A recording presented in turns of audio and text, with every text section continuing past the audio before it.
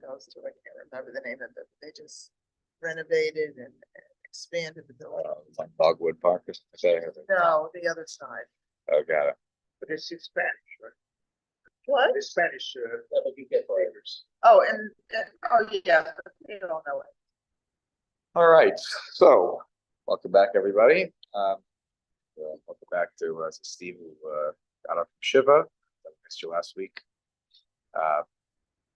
Last week we discussed the halach about the mysterious kiddush that happens in shul on Friday nights, and so we're in the middle of the Mishnah Berurah's comments on Reish Samech Tes. Just so that we recall while we're reading the Mishnah Berurah, so I'm going to quickly read the Shulchan Aruch again, just to give us a running start into the Mishnah Berurah. So we didn't finish the Mishnah Berurah's comment. So, and then I want to read to you what the Tur wrote about this. The Tur wrote something fascinating that deserves a little bit of airtime, in my opinion. What was that? Okay, so the just a reminder: the Shulchan Aruch Nogin Lekadosh Beis HaKnesses with Reish Samach Tes. Nogin Lekadosh Beis HaKnesses is a tradition, minhag, custom to make kiddush in the shul. He doesn't taste the wine himself; rather, he gives it to a katan.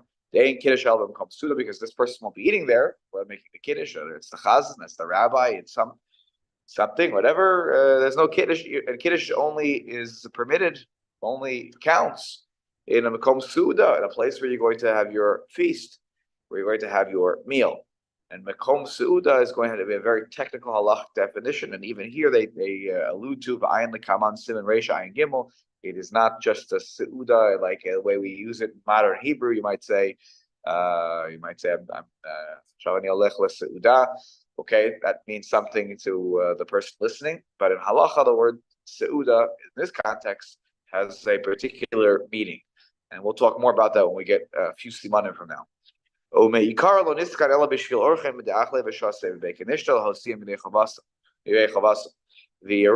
origins of this tradition were that the rabbis made a takana for guests who were eating and drinking, and that's who the Gemara Pesachim says, and sleeping in the shul, in order to help them fulfill their obligation. The Aruch HaShulchan describes here, as it relates to this minhag, that bismanam, at the time of the Gemara, hayu bebeis hakneses chadarim smuchim. There were rooms sort of off of the main shul, right? There was a place where everyone gathered to tefillah, and then there were rooms off of it where people would stay, would often stay, and so therefore, since the rooms were connected and you could see the place from where the kiddush is being made to the place where they're going to eat, that's considered makom seuda. Again, it's also going to be, that's siman about kiddush makom seuda. Seuda needs definition, and the word makom needs definition. What is the place, or really makom seuda? What is the place of your meal? If you're in the same building, different rooms, same room in the same building, there are different calculations that are going to come up here. But the key here was that they used to have rooms that were connected to the shul, literally off the place where they daven. So they made kiddush where they were davening. People would sort of recede to their rooms, and they would have whatever food the community probably provided for them. The shul sometimes out in the field. What is that? Yeah, we've talked about how that there were shuls in the field, and that's where the whole takana of the bracha mein sheva came from. That's where the baruch Hashem olam on weeknights comes from. The bracha and Marav. Which would lead you to probably assume that there were either two things. Why would you be staying there is probably not the place you want to be.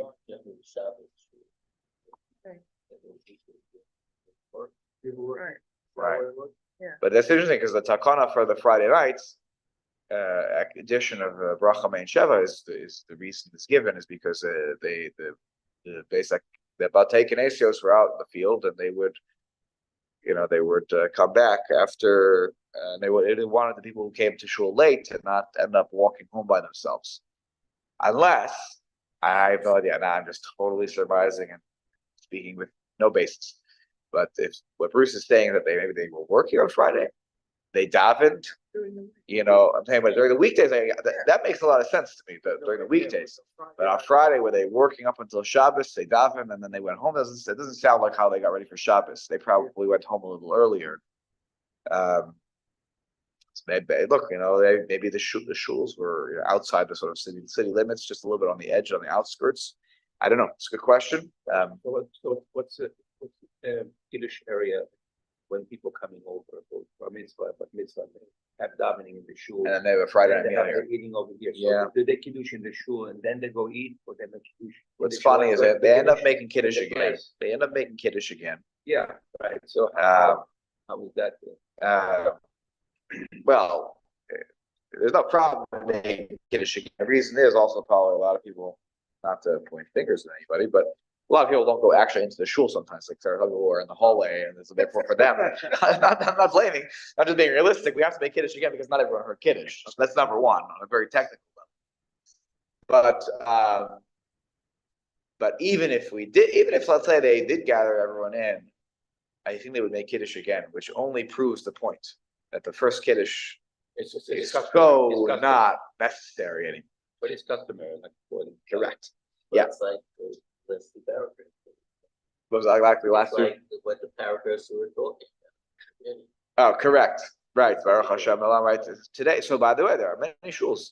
There are a few shuls. I'll take that. There are a few shuls that I'm aware of that don't say Baruch Hashem Elam.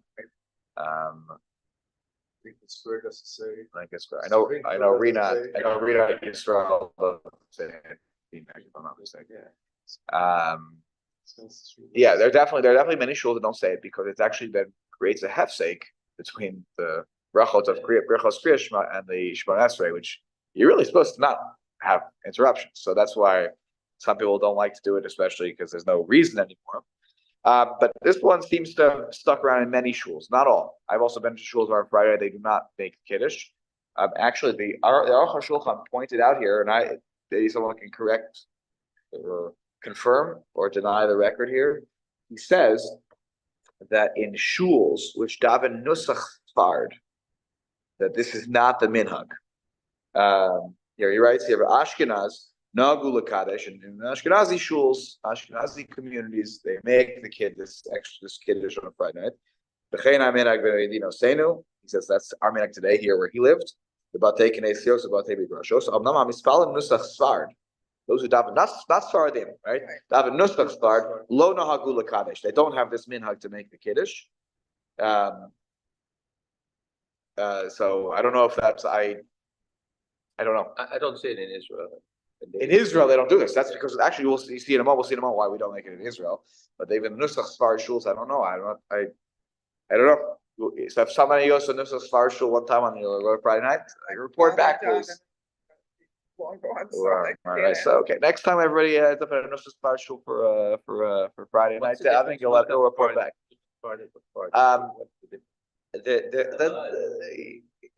Well, Chabad they use Nusach Ari, right? Nusach Sfard. Like I can't honestly apologize. I can't remember the shul that there was a shul in Columbus that was Nusach Sfard. I dive in a different shul, but I can't recall if there was a custom that they had to make Kiddush on Friday night. Was paying attention to these things when I was a kid. He gives two more reasons. For us to teach people who may not know how to make Kiddush, but the right way is to make Kiddush. Okay. Who is he called that in the name of? He gives a Shalom Chubot Min HaShamayim. Okay, fine. And then he says Barobam Hadrat Melech. You know, Some more way of praising him. because Okay, it's the sequel rather than just your. fascinating.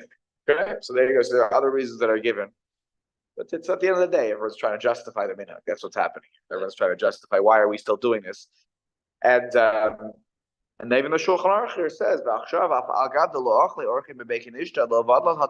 though no orchim are staying in shuls, at least in his time. The takara did not become nullified. This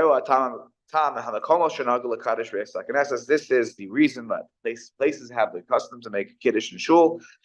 He even writes this already. Yoster Tov, which comes from Tosfos, by the way, in Arvei Psachim. Yoster Tov lahanik shelo lekadosh v'esakneses. There are no orchim. Tosfos says don't make Kiddush. which is halachically makes a lot of sense, right? Because that's the whole reason for it. Minhag Eretz Yisrael, and Shlomo, to your point, that's the minhag in Eretz Yisrael that he acknowledges when he moves to Eretz Yisrael, the Mechaber. He doesn't see anybody making this kiddush, and Ad Hayom Hazeh, this is the custom in Eretz Yisrael. Nobody makes kiddush on Friday nights in shul, unless maybe there's some function there, but there's no kiddush like in our Sidurim. It's built into the matbeah. You open up an art scroll siddur, you open up a Koran, you'll find the Friday night kiddush in shul. But you won't find that in Eretz Yisrael. Then the Ramah adds, "V'nag ulama b'shash mekadshim b'beis haknesses." They're supposed to, the customs to stand when they make kiddush in shul. We'll talk about that more in a moment. But one more thing here, I wanted might lose the picture here. Sorry, but you'll still hear me. I wanted to share with you what the Tur writes here, and then we'll read the last couple comments of the Mishnah Berurah, and then we're on to the next siman. Here we go, Stefaria. And we're going to halacha Tur.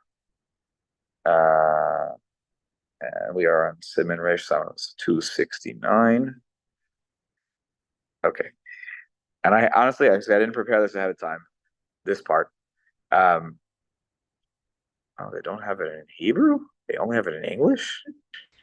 Who ever heard of such a thing? Look at this. I tried to the Hebrew mode and it's in English. Okay. So that's not what I expected this morning. I should have prepared that. Yeah, Simeon, what did you say? When you said Nusach Sfard, you were talking about the Nusach, not Eidot HaMizrach. Correct. Yeah. It's Ashkenazim who daven Nusach Sfard. Yeah. That's okay. Yeah. No, there are no Sfaradim who daven Nusach Sfard. That's the irony. Okay, it's in English. I'm disappointed, honestly, because I want to read this to you in the original. But okay, we'll have to make it as is. So the Torah quotes this minhag, and this is translated into English, and he says, "I wonder how this minhag became, because it was accepted to us to follow Shmuel. Shmuel's opinion of the Gemara is kiddush b'makom seuda. And as for me, the only reason I see to make kiddush and shul is for guests that are eating and drinking in the Beis HaKnesset, because for them that this is makom seuda.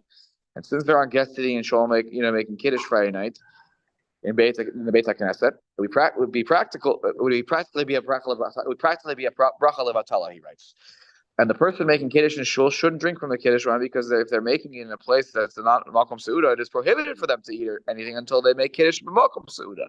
Instead, they should give it to a child. And I thought he wrote this here. This translates, so it's not the 100% thing. I thought he wrote here that if he had the koach, I thought this was him, he would be mevatel the minhag. That if he could, he would be mevatel the minhag. He would get rid of this. The Aruch HaShulchan I see over here, my edition of the Aruch HaShulchan, he writes that v'lachein, and that's why I was like, it reminded me that I go back to this. V'lachein, so he writes about this minhag. Kiddush doesn't really help anymore because we don't have orchim. V'lachein tza'ak hatur al minhagenu. He screamed about this minhag, that we do this. She'osim kiddush b'chol b'atei knesses v'habei bracha levatala. He insisted this is a bracha levatala, and it's a huge mistake because we don't have orchim. Look, at the end of the day, well, he didn't fully make it. They still, look. Yeah, but not that sleep in the shul. That eat, right. Look, again, Shlomo pointed out, like last Friday night, not this Friday, but one Friday night before, there was a huge meal here. It was a bar mitzvah kiddush, the bar mitzvah meal.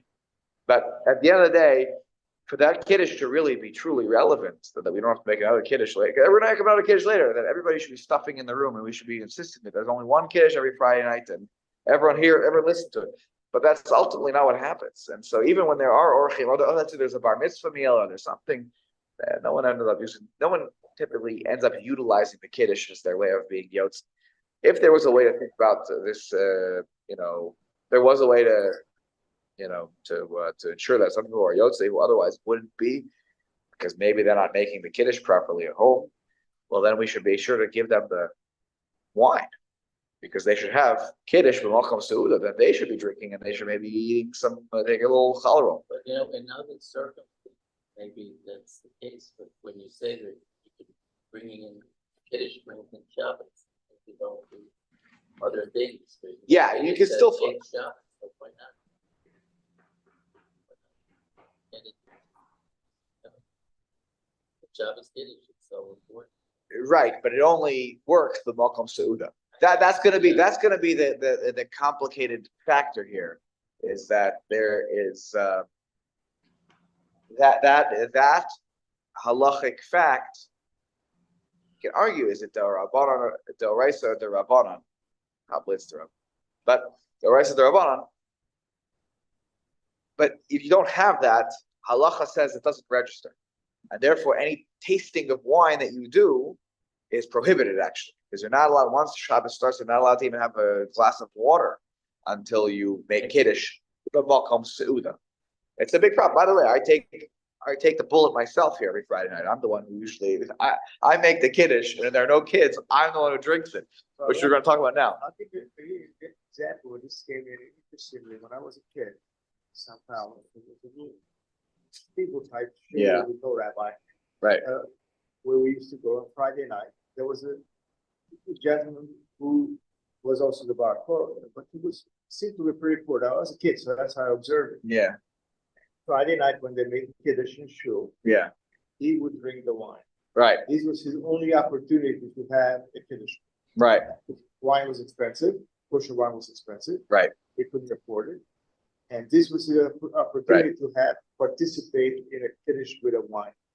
This So, is very interesting. so on that point, so that's why it's excellent. So you've got to brought that up. That's why we mentioned this last week, that if there is no katan, there is no child, then the person who makes kiddush should drink the wine and should drink enough wine that it becomes a halachic seuda. That was Because if now, right. And I didn't drink. So if there's no kid, the person making a kiddush should drink enough that it considered, according to at least one opinion, that's considered malkam suda. You have enough wine of a revius, because now you're entering into territory where you can make the bracha achas mein shalosh, which often is dubbed ala mechelo. In this case, would be ala gefen, and that is already considered like a cheekful. I forget, there are different measurements of the cheekful. Malol lugmav, yeah. That's how it's written in halach svarim, or in the Gemara, really. So that was what we ended with last week, which connects to that point, which is that there were people who they weren't going to have access to wine, then dafka, maybe they should, when they make the kiddush, drink enough that perhaps considered, at least according to some opinions, makom seuda, and therefore, at least according to some, it's not a bracha levatala, and your yotzei kiddush. Now take a look at Sifkat and Beis. We're going to start there. Rob, Yeah, Simi, go ahead. How do you justify an extra couple of swallows of wine as establishing a seuda without washing and making the motzi, on which you will eventually do birkat hamazon? So you have the parenthetical acts on either side with the seuda in the middle. Otherwise, how is it a seuda? How are you justifying that? So when we get to Reish Ayin Gimel Sif Hey, we're going to see. This is the whole statement about the Kiddush Makom Suda, that the Gaonim are of the opinion, Ha de Ein Kiddush Al Makom Suda Afilu Achar Davar Muat or Shasla Kos Yayin Shechayev Alav Bracha Yatzay de Kiddush B'Makom Suda. The Gaonim have an opinion that if you have to say the Bracha Achas Mein Shalosh as a result of whatever you ate, that's considered a Seuda, which would mean that if I had a revius of wine and now it triggers a Bracha Achas Mein Shalosh of Al Gefen V'Al Priya Gefen, that according to the Gaonim, that is a sufficient Seuda. Not everyone agrees with this, but at least you have the Gaonim on your side, which is important to have something to stand on with this minhag. Every Shabbos morning, Simeon, people rely on this. How do I know? Because everyone makes kiddush and shul, or listens to the rabbi make kiddush and shul, says amen. The rabbi drinks whatever, or people make kiddush on the shot glass, which is already an interesting minhag, which is already an interesting and questionable minhag, but it is a minhag because I'm not here to undermine the minhag, but and then what do people do? Do people wash and have hamotzi? No. What do they have, Simeon? But Malalugmav. No, but let's say that the rabbi made the kiddush, and I didn't even drink any of the wine or the schnapps. What does everyone then go and do right away in shul? Well, they go have their own schnapps. Tommy said they have their own schnapps. But what do they, assuming that they're not drinking schnapps, what do they go do? They go find crackers, they go find cake, and they have cake or cholent, and You're saying that this is Friday night because your previous reference was on Shabbos daytime. yes, but the idea of That's kiddush. not the same. That's not the same kiddush. But the requirement of kiddush b'makom suda is equal on Friday night and Shabbos day.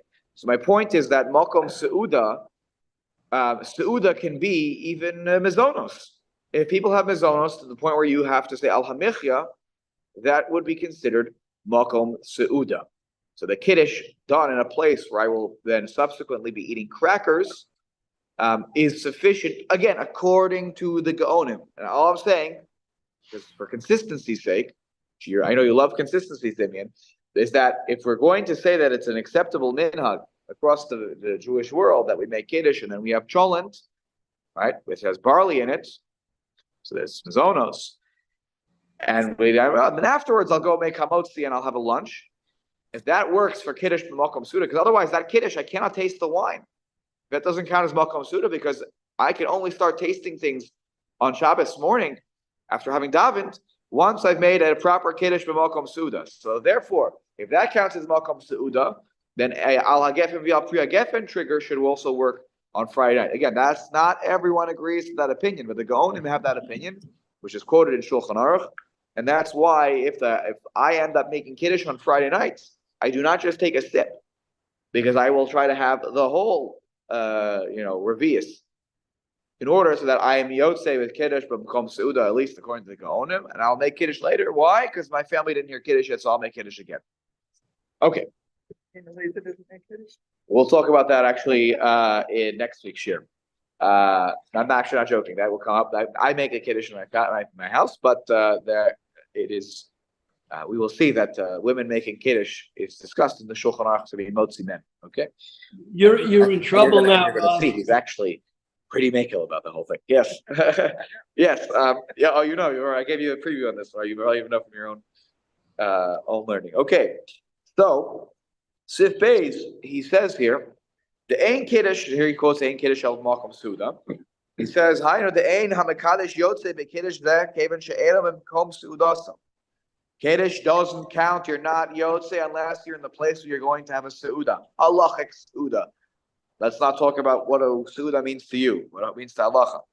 Bishum Hache, because of this, Asr Lo Litom Klum Ad She'Kadosh B'Kom Suudasam. That's why he can't taste anything. That's why the ideal minhag is give it to the kid, right? Because we don't want to rely necessarily only on that opinion of the Gaonim. If we can we can try to not rely on it. It's better, so we give it to a kid. Gimel bebatek bebekenishta. I like about Simon Resh Simon Kufnu and Aleph Sif Beis b'Mishnah Berurah Masha Kasavnu Bazeh. So what does he write over there, by the way? So there's a whole. It's not so simple to make kiddush and shul. And I'm gonna charge everybody with a job also one day, not one day, but very soon, because he says actually over there in that halacha, I have this here as my extra comments. He says also halacha, you're not allowed to eat and drink in the shul, right? Now I'm not saying in the shul building, but in the main sanctuary, you're not supposed to eat or drink. That's a halacha. You're really not supposed to eat or drink in a place which is based like Knesset, like Kavua, like our main shul. By the way, you'll notice that when we have kiddush here in the social hall, I hope this is done. I don't pay attention every week. There should be something that blocks the Aron Kodesh over there in the social hall. They have a contraption there that they put in front, because as long as, by the way, you make that stipulation for when the building is built, that we're going to use this as a multi-purpose room, then you put some divider between But in the main shul, that's not meant to be eaten in. I mean, like I could tell you that's not meant to be eaten in. But so. The cost of so when they talk about that, they're going kiddush for the orchim are staying in shul. So first of all, know that we're not eating that's why they will recede into another room. You're not eating in that room. But he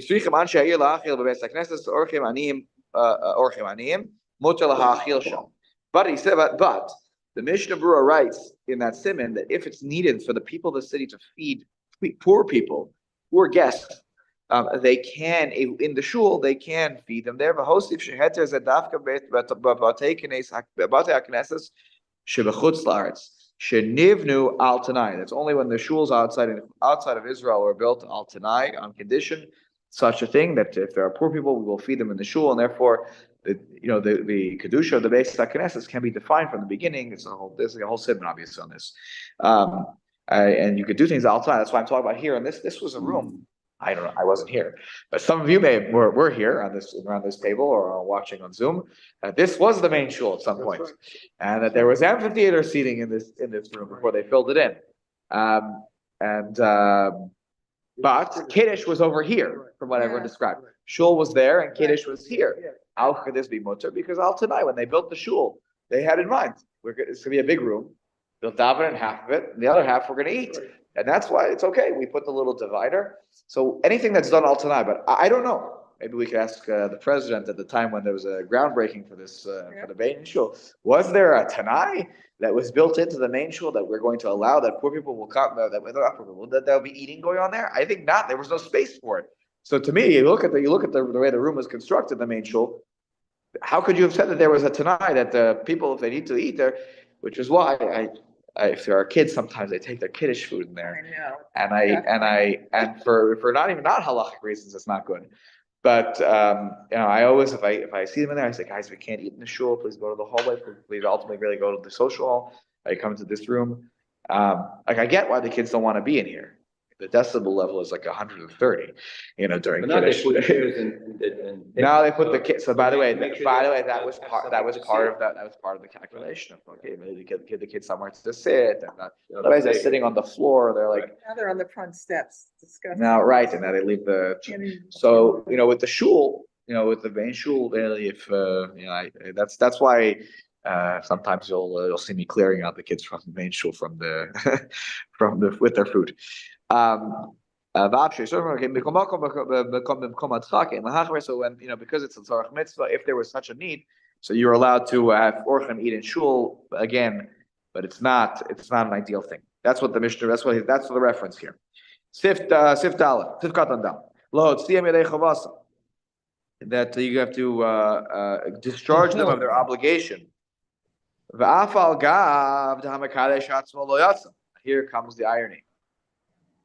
The person making the kiddush for shul, if there are indeed orchim, himself is going to go home. The rabbi is going to go home. The shlich tzibur is going to go home. This person makes the kiddush, and even though they themselves are not yotzei, because for them they weren't eating here, so they didn't taste any of it. They're not drinking any of this. Motzi asa acherim, you can be motzi others, even though you didn't fulfill your obligation with this kiddush. Which we'll read more about again when we come to the kiddush from Makom Suda topic. He's telling you will get more information. But kiddush yachol levarach la'acherim. You can make kiddush for others even though you won't eat with them, which leads to a fascinating shiloh which I brought up I think a few weeks ago in Shir that Shlomo Zalman Auerbach in his Sefer Hilchot Shabbat has a siman towards the beginning of the Sefer, where he was asked a question by Rav in a community, and he said, I try to go to all the nursing homes and whatever before Shabbos and make kiddush for them while it's still daylight out, and I want them because no one's going to make kiddush for them. They're home. They're not going to have Shabbos. They're certainly they themselves are not able to maybe make kiddush. They can't hold the cup. So the guy, this rabbi wants to go around making kiddush for everybody. But he doesn't want Shabbos to start, and he's not doing this for himself. He's doing it for them. Right, so let them drink. They'll drink a little grape juice or whatever it is. And the question becomes: can the rabbi do this without accepting Shabbos? So he can be motzi, and that's not a problem. That's not a question. If it was already Friday night, and he wanted to go around to all the different labriut, and wanted to go all around.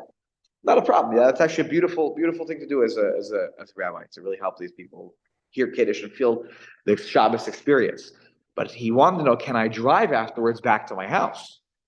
Because I can't do this and I'm stuck. And so that's really the crux of the shaila that he goes through. He has a whole arichos. Maybe he tries to justify that you can. not ideal But though. It's not called Shabbat, but he is. Well, but you could do accepting Shabbos Shabbat. early. So for the people Right. who are in the nursing home, who in a different nursing home, so he wants them to hear Kiddush and that they experience. And then the nursing home is going to bring them dinner or whatever. But he wants to make Kiddush with them. They're not well enough to, be thinking about making Kiddush or whatever. So he wanted to go. So, but he just, that wasn't the question. The question was, could he drive back afterwards? Does making Kiddush mean that I would automatically accept Shabbos? So he added, it's an interesting arichos. It's not our topic right now, but that Shaila shows you that you can be motzi others even though you haven't been yotzei yourself yet, and you're not going to be yotzei through this kiddush. So that's something that we'll talk about when we get to Reish Ayin Gimel. That doesn't make a lot of sense, Rav. If you are not at least fulfilling your own obligation together with the others, how are they fulfilled with you when you are avoiding accepting that kiddush as the fulfillment of the obligation? Because being mitam arvus, I'm allowed to help others fulfill their mitzvah. And in this case, even if I'm not doing my mitzvah yet, because my mitzvah can only count when I'm making the kiddush in the place where I'm about to eat. But if I'm going somewhere else, but I made the kiddush, but someone else is going to eat there, then that can work for them. I can be, because of Kol Yisrael Arevim Zelazeh, it's actually a fascinating concept that I can help others discharge their obligation, because your obligation, Simeon, is partly my obligation. It's a beautiful concept in Judaism that your obligation is partly my obligation, and therefore I can help you discharge your obligation. And we're going to talk more about this when we get to Reish Ayin Gimel. And therefore, if I make kiddush for someone else and I don't even eat there, they can, and as long as they eat, drink and eat, then I'm good.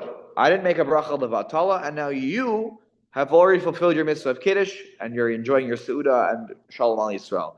So that's mitam arvus. That's the reason. So then you can drive because you're not yet accepting. So the question is though, because I said the words mekadesh hashabbos, that's Shaila comes up because the words of Kiddush may be a verbal acceptance of Shabbos. Separate points. So if you're saying that this is the case, then you're accepting Shabbat. That's the problem. You can't have it both ways. He tries to have it both ways. But yes, that's the crux of the Shaila. Does saying the words, even though I'm not, for somebody else, which works for somebody else, but not for me, I'm not being yotzei with this.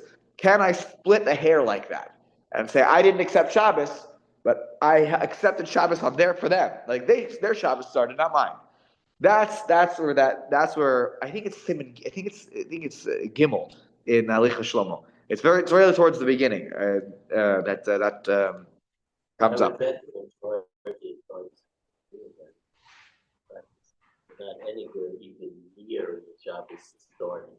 They're doing it at 1 o'clock in the Oh, well, if you're doing that, then the rabbi should be making the bracha. He should find another way to make it meaningful for them, but because that's the bracha levatala. I mean, the bar Gafen you can always make it any time of the day, but to make the Mekadesh Shabbos bracha at 1 o'clock in the afternoon is a bracha levatala. And their rabbis on Friday will go. Your own rabbi, by the way. He doesn't talk about this very. I shouldn't give away all the secrets, but he doesn't talk about me often. But I know that he goes up to places on Friday afternoon to visit people, and he sings, Chadodi with them, and Shalom Aleichem, which is fine. You can always sing songs. But one of those things that nobody knows about that he does. So you'll find other ways to make it meaningful for the people who are in a rehab center, in a nursing home, in a hospital for Shabbos. You find different ways to make it work. Sif Katan Hey, last one here in the Siman, and then we'll go to the next Siman, which is also an interesting one based on Minhag. Shalol Lakadesh. Oh, sure, there's 2 more comments. Hey, here it says that you're not supposed to better not to make Kiddush than Shul. So he says here, Medina Seinu, no Agim Lakadesh Knesset b'Shabbos v'Yom Tov. In our in Poland, we are making Kiddush not just on Shabbos, also Yom Tov too. It's Kiddush and Shul, which, by the way, take a look at every Art Scroll Siddur that's meant for Yom Tovim, and you'll find the Kiddush in there. Our Shul does not have this minhag. We don't do it on Yom Tov. Now, everybody has the following. Everyone agrees on the following. Bilvad Velel Rishon Shel Pesach. on the first night of Pesach, ain't like Kaddish Beis HaKnesses. Nobody makes Kiddush in shul. Why not? Because you can only make it at the Seder table, and it's too early. And so nobody makes Kiddush. Even if you make it, even if there are communities which make Kiddush on a Yom Tov night, nobody makes on the first night of Pesach or the second night, by the way. That wouldn't make any sense either. Because of the Seder. Umehadrin achar yayin, you should search after the wine. V'noagim liknos b'damim hamitzvah, and the shul should use its funds to that are set aside for mitzvos. Right, people donate for mitzvah purposes. They can be used to buy the wine for shul for this Friday night kiddush. Misha yitain yayin lebeis haknesses lekiddush v'avdalta, and there are money set aside for buying wine for kiddush and avdallah. By the way, sounds familiar from anywhere in davening?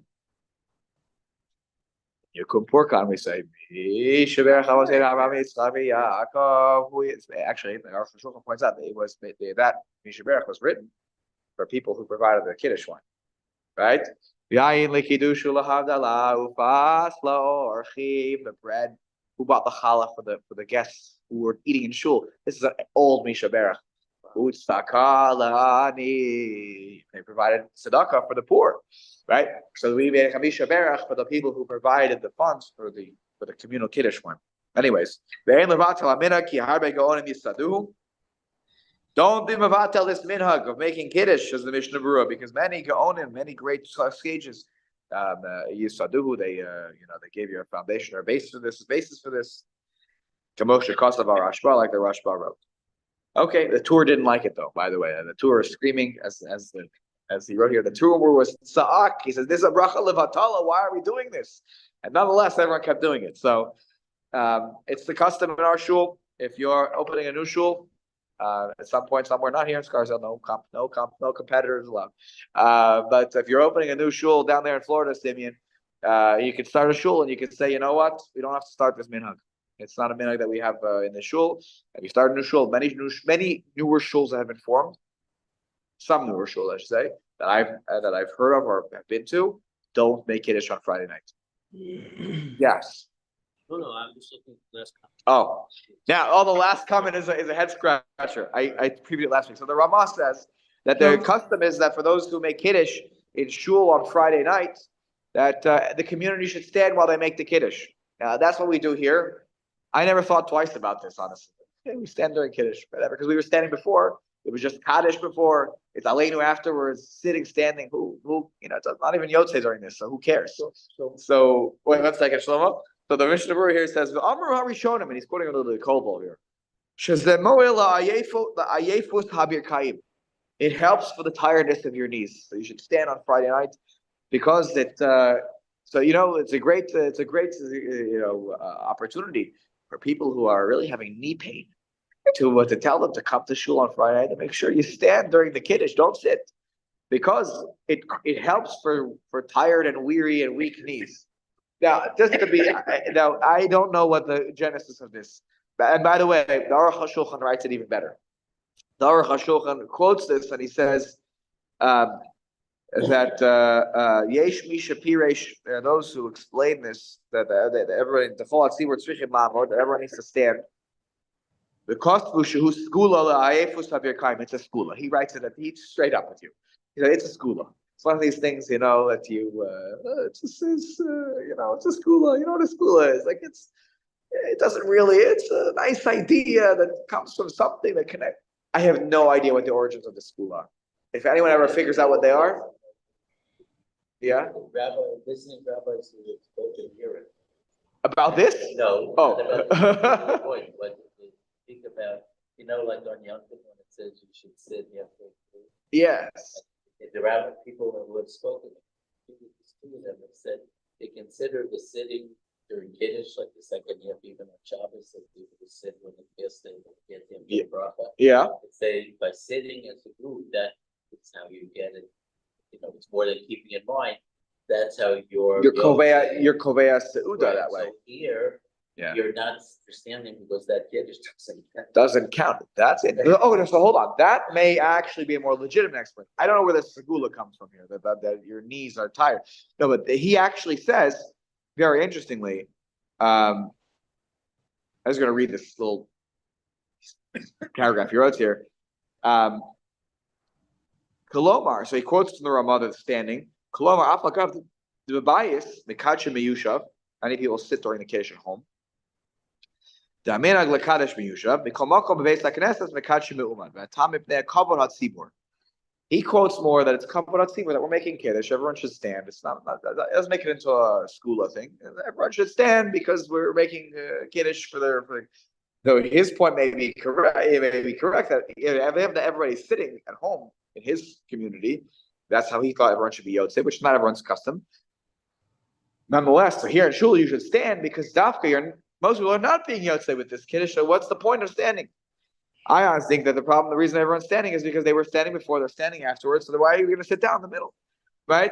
And he says that at the end, after he writes this whole thing about the skula for Ayefus Habirkaim, he says Umi Amenu Lo Ra'inu Minhag Zeh. Fascinating. So I never saw this minhag. I don't think he's talking about the skula. The skula is not a minhag. The standing, which would mean that he saw everybody sitting during Kiddush and Shul. Which is fascinating. That when they made Kiddush and Shul, the Aruch HaShulchan is reporting Lo Ra'inu Minhag Zeh about the standing. Okay, that's fascinating. And he quotes from a Gaon Sheskula Witen, he said, I also saw a skula to put the wine between your eyes. And he says, I never saw this minhag either, except when? At Havdalah. He says, Rak b'Havdalah. He says, I've seen that minhag. So first of all, clearly that what it means that they were sitting during Kiddush and Shul in the Aruch HaShulchan's Shul. And second, they were doing this thing during Havdalah. Okay, they were doing, everyone does those. He saw that's an old minhag already. But sitting on Friday night. He means that he says that on Friday night in the shul where they made Kiddush and Shul that they were sitting, which is fascinating because I've never seen that in my life. And he says I've never seen anybody stand, and it's fascinating. Yes, Simeon, go ahead. Having everybody stand makes imminent sense, and it's consistent with what the Mishnah Berurah says. Ein Kiddush ela b'makom seuda, the ein seuda ela b'yeshiva. Right. That's yes.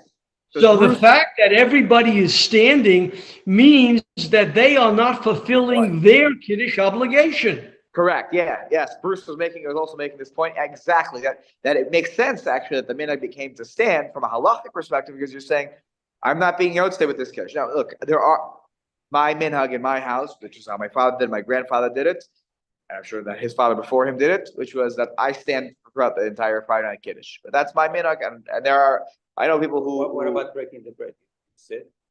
When I drink the wine, I sit. When I eat the challah, we sit. Yeah, but you stand for the Kiddush. But for Kiddush, I stand. That's the main. What about Shabbat? Day? I also stand. Yeah. So he has just a stand. Kiddush wine. Yeah. Has a spot. The Kiddush wine has a refuah to it. But and it's good for your knees.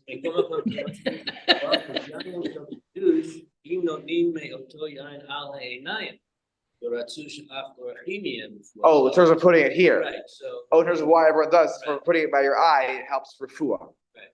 Okay. Oh, this is Right. Nonsense. Yeah. Well, today people will put it there because they think that this may have. Yes. So I have a question. He'll put it. More people put it in their pockets. Today, When the matbea was made to produce the davening. Yeah. Was the bracha on the geffen on the kiddush on Shabbat Friday night was in the matbea or they did on the Which part later? I was added later on. The kiddush in the siddur. Yeah. Kiddush and siddur. No. This is very old. This is a very old minhag. It's part of the matbea. So it's part of the matbea. So if it's part of the matbea, how can we take it out? That's where the argument becomes here. So this is the argument. Some say you can't take it out because it's a takana made by the rabbis, and therefore you can't ever change it. It's part of the matbea of tefillah, almost, right? Others say no. It was done because of a practical reason, and now that there's no meaning they didn't establish when they made the law. It's like how you make law, right? Did you establish the law as like it's a law for all time and all eternity, or was this done within the framework of the already existing law, saying we're just helping these people make kiddush because they don't have wine, and so I brought my bottle of wine here to shul. I'm the rabbi of the community. I brought my bottle of wine. I make kiddush for them. they're going to eat whatever little bit of that they have as these poor people, and otherwise I'm taking the wine home because I also don't have wine, so I'm taking wine for my family. So it's a question of when they made this practice, was it a takana, or was it merely an application of the law of Kiddush that helped poor people who were orchim in the community? That's the question. If it's the latter, then you could pull back and say, now that we don't have orchim, we don't need to be doing this because the application of the law is not there now.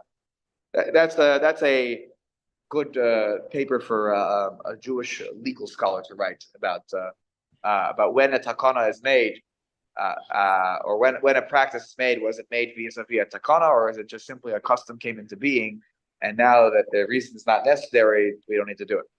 That is not an easy topic, by the way. Good luck to the person who writes that paper. Next siman in Shulchan Aruch. Reish, excuse me. See, I was about to get it wrong. Siman ayin reish. And you'll say, why is ayin reish? Because the word ra is that. So therefore, they flipped it around, and you're not allowed to say siman reish ayin. It is rather siman ayin reish. By the way, also ayin reish. What does ayin reish mean? Awake. That's right. So they want everyone to be awake. Okay. No, isn't that Aleph Reish? Heat orrery, right? We say kumi on Friday nights. Yes, Simi, what was it? No, okay, go ahead. Also, by the way, one of the sons of Yehuda, right? Erev Ve'onan, right? The sons who die, right? So I'm just saying they didn't think about that part. Anyways, Sif Aleph here says, the title is Lomar Mishnas Bameh Madlikin. The recitation to say Bameh Madlikin, which is the Mishnayos of the second chapter of Masechah Shabbos. Sif Aleph writes, Noagim Lomar Perek Bameh Madlikin. There's a practice to say Bameh Madlikin on Friday nights. Now, he didn't say Friday night here. To say Bameh Madlikin. Now, I want you to take note of the order. This is very important because otherwise this makes no sense. When do we say Bameh Madlikin? No, don't tell me what we say about Bameh Madlikin. When does he suggest we should say Bameh Madlikin? I know when we say it. We say it right before Ma'ariv starts. They used to say it, well, obviously, after davening. How do I know that? Because all the simanim of the Torah, when he wrote it, were written in order. That's why everything starts with the weekdays, from the Modeh in the morning until you go to sleep at night. And then he started up with all the laws of Shabbat. Then he started with the laws of benching and brachos. He takes you through the day. Takes you in order through the day. By the way, Mincha Marav comes after all the section about the brachos and the benching and the food, because Mincha Marav happens later, right? And then once he finishes all the weekday halachos, the last one being how you conduct your business during the week, then he goes to Hilchot Shabbat. So everything is in order here of how Shabbos happens. So what do I know off the bat is that the Bameh Madlikin, according to the Shulchan Aruch, was happening, according to at least the Torah, was happening after people davened. We've now talked about davening already, and we've talked about making kiddush on Friday, the Friday kiddush in shul. Now people said Bameh Madlikin, which makes the next comment make ultimately much more sense. V'hasfaradim, he writes here, Omer Moso Kodem Tfilas Arvis, V'huna Hanacha. The Shulchan Aruch here reports that Sfaradim say this before Ma'ariv starts, before Tfilas Ma'ariv, and he says this is correct. Now, obviously, which means that the first statement was after Ma'ariv, and that's why he thinks that that's not the best practice. Now, let's take a look here at the Mishnah Berurah. Parak Bameh Madlikin. also said before. Yep, correct. Wait here. This one we copied this far. This one we went with the Sfaradim on this one. We went with the Sfaradim on this one. Correct. So there is an irony to this. You'll see in a moment. The Mishnah Berurah writes, why do we say about Madlikin in the first place? Where does this custom come from? The Yeshbo din hadlaka, first of all, has the laws of candlelighting, which are relevant before Shabbos starts. Ushlosha dvarim shetzarich adam lomar betoch beiso erev Shabbos yivchashecha. Isartem, eravtem, hadliku es haner. Right, the Mishnah talks about the three things the person is supposed to say to themselves as they're getting ready to leave the house on Friday night. So only this week, I don't know why, it came into my mind that does anybody say this? I mean, Bameh do you say Madlikin? this? No, I mean at home. Do you say this before you leave? Oh, before I leave for a house? Yeah, No. You say, you know, Oh yeah, no, I don't say. Does anybody say? There are probably some pious Jews out there who say it. The Mishnah says you should say it, and So when you go home, you're supposed to say. No. When you, the reason is a sarta means that I tithe everything because like you're not supposed to do tithe maser on Shabbos. But in order to eat certain foods, you have to vegetables, fruits and vegetables. It means like that I separate, for Kohanim and Levim, that I separate Truma and Maser. By the way, in Eretz Yisrael, in Eretz Yisrael, Chutz La'aretz is very rare because most of our fruits and vegetables don't come from Eretz Yisrael. Occasionally, sometimes you get Jaffa oranges. If you want to have Jaffa oranges, and I don't know if they do Truma and Maser. You cut a piece off. There's a whole formula that you say, and each fruit from each fruit. No, from the whole bag, let's say. Yeah. But in Eretz Yisrael, you have every fruit and vegetable has to have Truma Maser taken off it. Now you don't maybe. Look, I haven't been to Israel a very long time. Well, but when you buy, isn't it somebody produced? That's my point. In Israel, they'll probably, I think on packages, who here has been to Israel more recent than me? Because I haven't been a long time, honestly, very long time. They probably write on bags like that Trumos and Masters have been taken already. So when you buy it, it's already done for you. The farmer did it for you. But there are it's not 100%. Not 100% of the produce in Israel has Trumos and Masters. And I don't know, and I'm really stepping out of my comfort zone here now, which is that if you go to a supermarket in Israel and you go to just the fruit section, and there are here you go to the section A store, and they're just oranges, and you can pick, and you put them in your bag, and you take it to the counter and weigh how much your oranges are. Are those oranges that have had Truma and Maser taken off? They're not labeled. They're just random oranges, Maybe they have, by the way. I just don't know. But in Eretz Yisrael, it is relevant to take Truma Maser. The problem that we have today is that we can't give the Truma to a Kohen, and we can't, because they're Tomei. Right, I'm Tomei. I can't accept your truma. And Kohanim are only allowed to eat and touch and handle truma. If they're in a state of tahara, and the question is also for Maser Rishon for the Levi.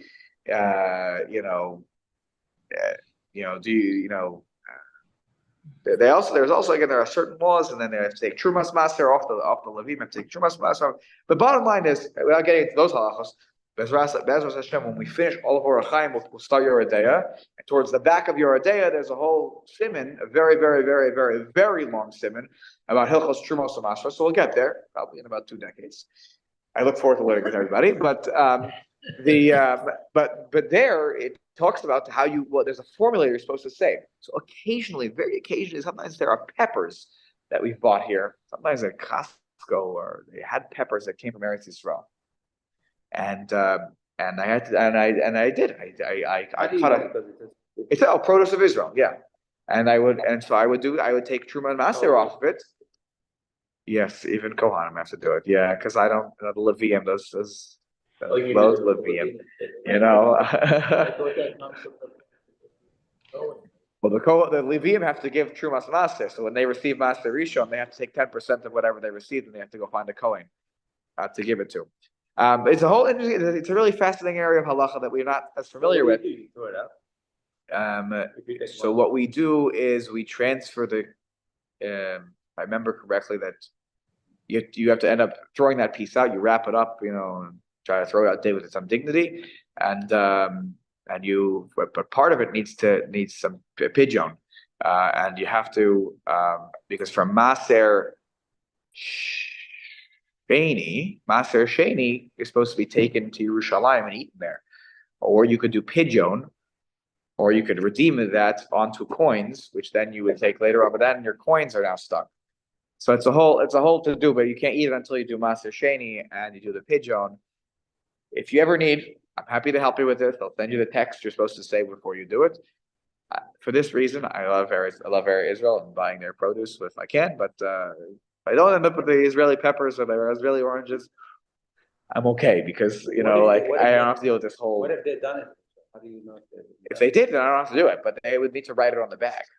And by the way, they usually would, because they want the consumer to know that, because it's actually advantageous for the consumer, because I don't have to do it. You hear what I'm saying? Like I'm making a sugar, I think this formulation and that calculation. It's better if I just buy it and I write Lelo Chashash Trumotu Masrot, whatever they write on there. Right. By the way, this is a big deal during the Shemitah year. that they have to mark the bags properly. Is the Shemitah, is this produce of the 6th year, or is this produce of the 7th year? Is it from the Heter Mechira, is it not Heter Mechira? Oy vey. And it's a machlok. You eat Heter Mechira? I don't eat Heter Mechira. I can't eat your house now. There's, it's better when everyone has, you could buy it and you could just go home and eat it. So And by the way, then there's some no people, laws in Israel that.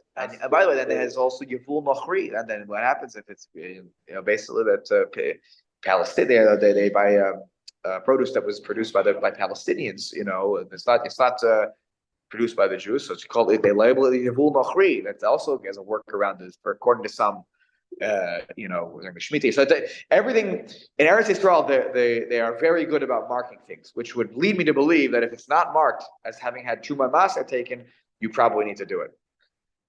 Probably most things, better. You'll look at the packaging next time you're in Eretz Yisrael. You let me know. Rav, So am I assuming that? Yeah, Any Israeli wine you bought, they've done? I assume yes. If there's hashgacha on it. Because there's not. Yeah. I would assume is fine. If they're putting hashgacha on it, like produce doesn't come with hashgacha. If you buy peppers, there's no hashgacha on it, right? You buy oranges, no hashgacha on it. But if they're putting an OU on that, I have no fear that they're ready to just tell you, like, you could open the bottle of wine and start drinking. Simeon. Rav, could you address the notion as it regards to an esrog grown in Israel During the Shemitah year or in general? Either both. Well, during the Shemitah year, it's a problem. Not that they grow it, but it's a problem if it's being sold to you. You're not allowed to buy esrogim. There are workarounds for this because last year, as we all remember, was a Shemitah year, which actually was 2 years ago was a Shemitah year, which meant that the last year's esrogim were the produce of the Shemitah year. So, by the way, here in Scarsdale, we were very makbid. Our esrogim came from, I think from Morocco or something like that. But you can get what should it be ideally? It should be that the esrogim trees in Eretz Yisrael are declared hefker, and anyone can come take an esrog, and you can use it. By the way, it's not a problem to even eat, right? Produce that came out in the 7th year. It has to be hefker, and then people can go. But when you dispose of it, this is the hard part. So anyone who had an esrog from Eretz Yisrael last year needed to not dispose of it in the trash. All produce of Shvius, I don't know how I got off on this tangent. All produce of Shvius has to have its own trash system, for lack of a better way of putting it. You put it. People, by the way, ask people who live in Eretz Yisrael, who keep halacha, right? They would usually probably have a little waste basket that is only produce of the 7th year. They let it rot. And once it becomes dried out and rotten, like the esrog is shriveled up, then you can dispose of it. But otherwise, it has kedushas shvius, and you cannot dispose of kedushas shvius. You have to let it. You have to passively let it almost like composting, over there, right? So that's the halacha for the rest of that. Anywho, I don't know how I got off on that. Here we go, Prosbul, right? So that's where the Prosbul into the conversation. A Prosbul, no, Prosbul is just for loans, and it's just for loans. Yeah, that's just it's a workaround. It's a document that's a workaround because also loans are supposed to be forgiven in the Shemitah year. If you owe me money, you owe me $200. I loaned you $200. You have to pay me back. If you don't pay me back by the end of the Shemitah year, you have bad credit now because now no one's going to lend to you, and they're like, he used the workaround, so no one's going to lend you any more money. But you technically have no reason to pay me. So what happens? You don't want bad credit, number one, and I want my money. So what is the Beis Din created Hillel created a document that basically put the obligation in the hands of the Beis Din. So therefore, there was not an individual anymore basis here of like you owe me. So it's a workaround that they use the Beis Din, a communal institution, allow for the repayment of loans beyond the date of the Shemitah. You could pay back. It was $10,000 loan. I don't have the money. So the Shemitah year would cancel it. Whether you want it or maybe you want to pay me back, but the Shemitah year cancels it. And now you giving me $10,000, well, it's not that. There's no basis for that. You want to be nice to me, fine, but now halachically you owe me nothing. Again, I don't know if in those days they had the idea of credit, but you would have lost your reputation though for a guy who could pay back. So there were consequences, but I also am out money, and I actually prefer the money than you not having a good credit score. Okay. He says here in Sif Katan Beis. So sorry, Steve. The answer to your question is I don't say it. We should say it probably, but that's where the origin of this minhag comes from, because that would have forced people to say it. Okay. Kodem tefillas arvis. The Shulchan Aruch says better to say this before Mariv. Ooh, I see we're almost stuck in. We'll just finish this and then we'll stop. Shebimkomo sam magdimin hispal arvis. And there, in Sephardi communities, they would say Mariv early. They bring it in early. Okay, Shabbos in early. They would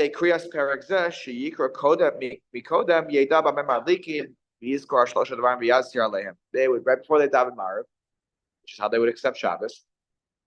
They would say Bamem Adlikin. They were about to light candles. They're going to remember, oh, did I do these three things? I did the Shemitah. Sorry, did I take Maser? That's why I go off on this whole thing. Did I take Maser? I separated tithes. I can't do that on Shabbos. You're not allowed to. Did I Esartem, Erabtim? Did I make an Eruv? Did I set my Eruv up properly? Oh, right. Yeah, okay, good. Hadli Kwasaner, did I light the candles? Good. Check. Now I can daven. Now I can go to Shul. So they would say this before Mariv, but they would do it in Shul. Okay? This is the right thing to do. You're saying this after Mariv. Too late anyways. You davened already. You can't do these things. So what's saying it help? If the whole thing is supposed to help you remember to do certain things before Shabbos, saying it after Mariv makes no sense. But that was the minhag that some people had, because obviously that's what it says first here in the Shulchan Aruch. So it makes sense to say it if you want to say it before you even come to Shul. Yes. That would actually be more. That make more sense. Those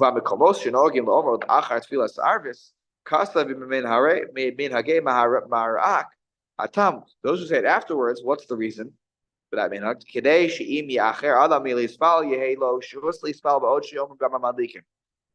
Why do some people start saying afterwards? Same reason we talked about earlier about other things. To delay the people who were davening, who came late. To delay the people who came on time. So the people who came late don't walk home by themselves. So that's again, that idea rears its head here. Which is why. Because by the way, if this was relevant, if this was only because we want the people to say then you should say it on Shabbos Chol Hamoed too. Assuming that the Friday was a regular Chol Hamoed day. People went to work, people were doing this. So when you come into Shabbos, you do all these three things to get ready for Shabbos. But if it's about coming late to Shul, then Shabbos Chol Hamoed, Lefisha Ein Ma'achrin Kol Kach Lavo LeBeis HaKnesses. Lefisha Ein Osim B'Hem Malacha. You're not supposed to do all kinds of malacha on Shabbos. Excuse me, on Chol Hamoed. And therefore, we don't say that. That is the custom, by the way. We don't say B'Mem Adlikin on Shabbos Chol Hamoed. Why? Because people shouldn't be working as much halachically. It's the Chol Hamoed. And therefore, people shouldn't be coming late to Shul. I don't know. I have 4 kids. It doesn't matter if it's Chol Hamoed or it's Yantif or it's whatever. Okay, there was different world, I guess. Custom Abach, but that is our custom today. We do not say B'Mem Adlikin on Shabbos Chol Hamoed. Custom Abach, sheyesh lo B'Mem Adlikin achar kiddush, the ayula yoma adif u'mekadmin alei. The Bach writes that they do say they say B'Mem Adlikin after kiddush. The ayule yoma adif u'mekadmin alei. He says here.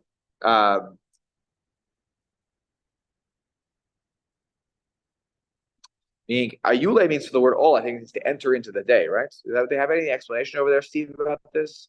The ayule yoma, because that they want to bring in the day earlier. Is that what he means there?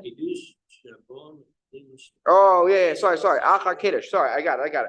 Meaning that after they make Kiddush, sorry, I had this yesterday when I was preparing, and I can't. So they would make, I've been doing Mamalikin after Kiddush. Why after Kiddush? Meaning in the shul. So they would say, make the shul Kiddush, then people would stop and, sit and say Mamalikin. Why? Because bringing in the day, sanctifying the day, is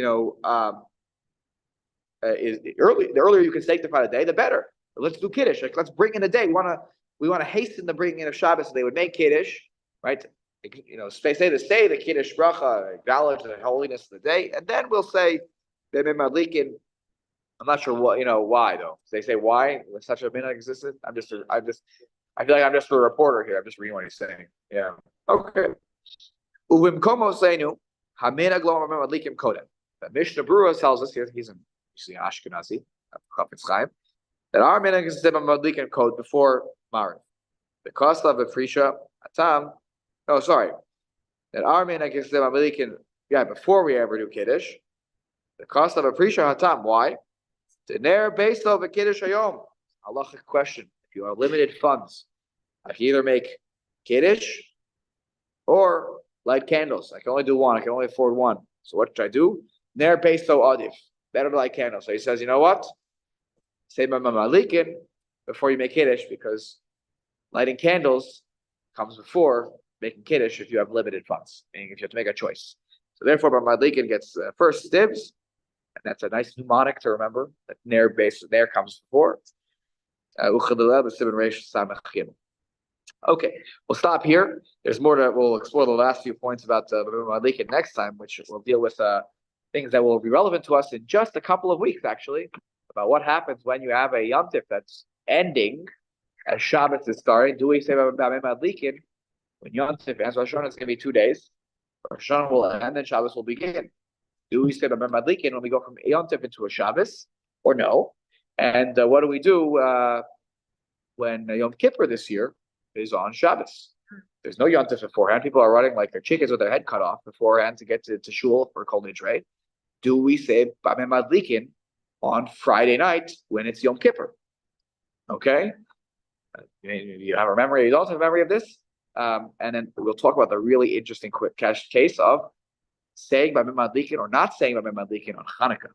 Some people had a custom not to say Bameh Madlikin on Shabbos Hanukkah. That is not our custom, but it really makes a lot of sense why they don't. Okay. All right. Take care. Have a wonderful show. Have a wonderful week, and we'll see you next Sunday. Thank you. Thank you. Oh, you're getting to the end. Okay, you guys have Hanukkah and Purim then. We need to have a big Kiddush shul for that. Time comes, yeah. Wow, that's a big deal. Thank you, Rav. Thank you. Thank you. And have a great week. You too. Have a great